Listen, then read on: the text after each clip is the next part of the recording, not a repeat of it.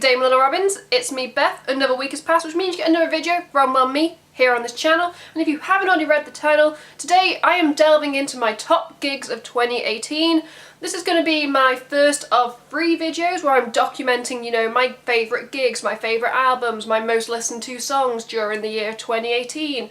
A lot of channels are doing this, so I thought I would jump on the bandwagon now that it's December and it's coming to the end of 2018. Before we begin, if you want to support me and the channel, you can by clicking like to show me some love. You can click subscribe because, well, nothing's stopping you when I do try and upload weekly. You can tap that bell to be notified of when I upload on this channel. Please, excuse the fact that I am wearing a blanket. It's December. It's cold. I'm coming down with an infamous Christmas cold, so I want to stay wrapped up and warm. Don't judge the blanket. Let's begin.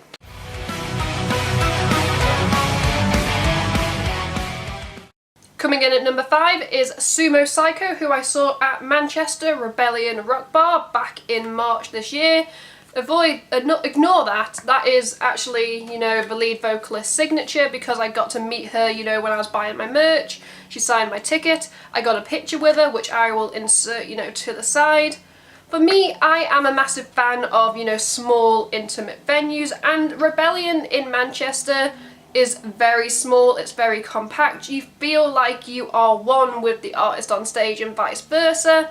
Also, I've discovered that when I've seen bands there, the artists are just so, thankful, that you're there. I also got to see Scarlet Riot, who opened for Sumo Cyco. I'll leave a picture because I got to meet the vocalist, one of my favourite British bands, but we're here to talk about Sumo Cyco. I have seen them before. I saw them in Chester last year, and when I found out they were coming to Manchester, I just had to see them, and I had to drag my friend John along because he had never heard of them. It was a great night. I drank a lot, and I made some really good friends.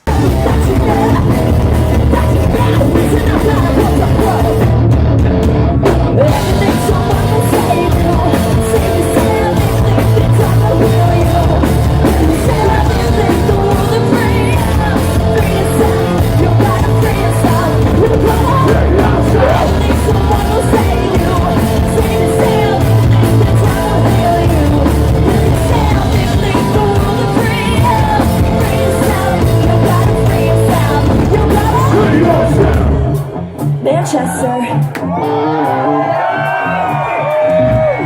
I said Manchester.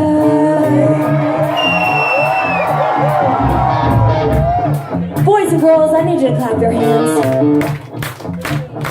All the way from the back to the front. Come on. Not asking you to do anything fancy. Just put your fucking hands together, guys. We're gonna bring this thing down. We're gonna build it up. When I'm fucking ready, we're gonna go crazy. I need to see my crazy people come out of you. The people that want to be free to be themselves, no matter at what cost.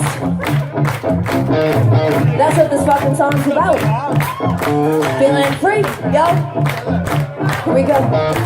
Could be radical if this torture's emotional. Come until you've got the power, you control all your desires. Stand up, recognize, step it up. Try to fly the illusions and give you back.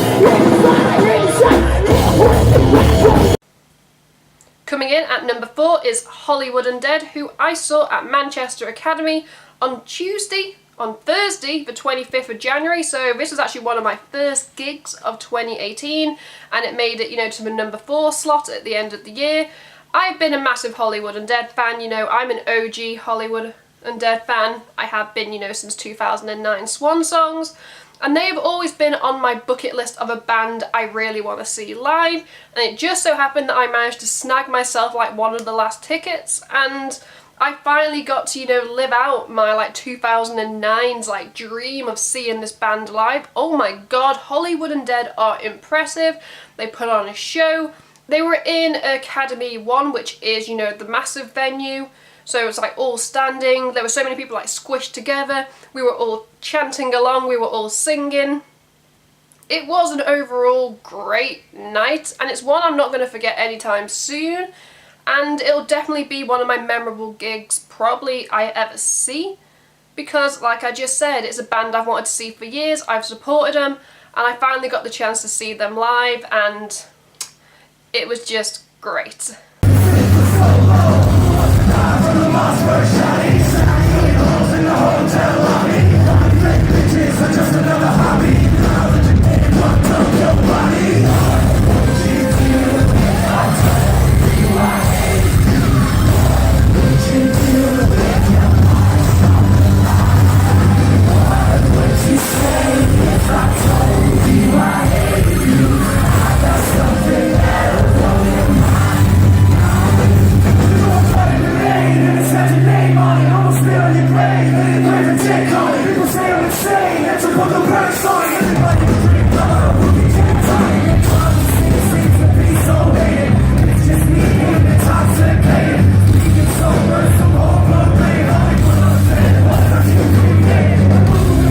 Coming in at number 3 is Of Mice of Men, who I saw at Academy 2 here in Liverpool. That's right, Of Mice of Men came to Liverpool. Now, disclaimer, I have seen Of Mice of Men twice in 2018. I saw them at the Ritz in Manchester back in, I want to say, April or March. And I wasn't too impressed because it was like the big stage, they had like the production value, but they cut their set list short, which really upset me as a fan and a few other fans, and they didn't really explain why they cut some of the set list short. And then they announced that they were doing like 2 shows to round off 2018, because I think they came off the back of Bullet for My Valentine tour, and they did a Liverpool date, so I dragged my flatmate Kate along, and oh my god, they made up for that night in Manchester.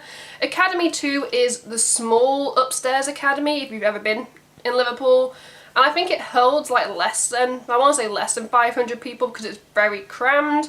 We managed to get right on the barrier, so we were directly in front of Aaron and the band. You know, they played some good songs. They mainly played songs off the album Defy, even though it wasn't an album tour, which confused me because back when I saw them earlier in the year, they hardly played any songs off the Defy album, despite it being an album tour.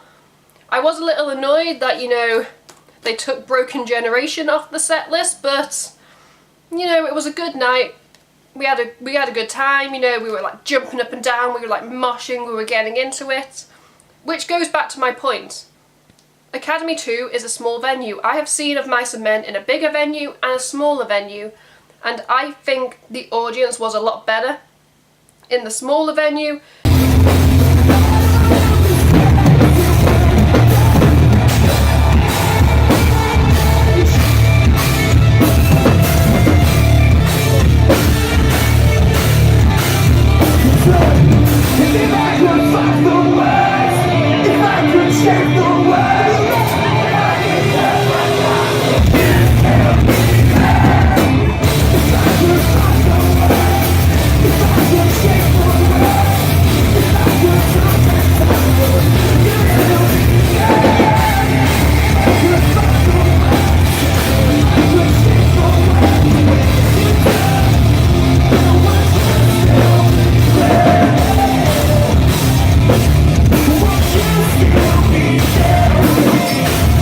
Coming in at number 2 is the Rasmus, who I saw at Manchester Academy 2 at the end of October. Now, the reason the Rasmus made it this high on my list is because it was like when I said when I did my list last year and I had my hymn gig at number 1. The Rasmus, I have been a fan of them since like 2003, 2004. I have supported them. I supported when they went on their like hiatus. I supported like Laurie's solo album. I have always been a fan, and in the back of my mind, they are a bucket list band. They're a band I want to see at least once in my life, just like I said with him last year. So when they announced that they were touring with their, you know, new album, I was like, hell yeah, I'm going to the Dark Matters tour, and it was simply stunning. The audience, it was the most mixed audience I have ever seen. Like, I couldn't tell you the age demographic because there were people there like were older than me who were clearly parents who listened to the band when they were younger, and then now since they've got families, they've got young kids, and they brought their kids to the gig. And normally I'm like, oh, don't bring your kids, but their kids knew all the words, even to some of the old songs, and I was just there like, this is the most like collective bunch of people I am ever going to experience this with. It was the same with him. There were a lot of young kids at that gig because their parents had grown up with the music, and I can only hope that one day when I have kids, if I ever have kids, that, you know, they share my passion for music and we go to gigs together and I show them some really good bands. They played all the favourites.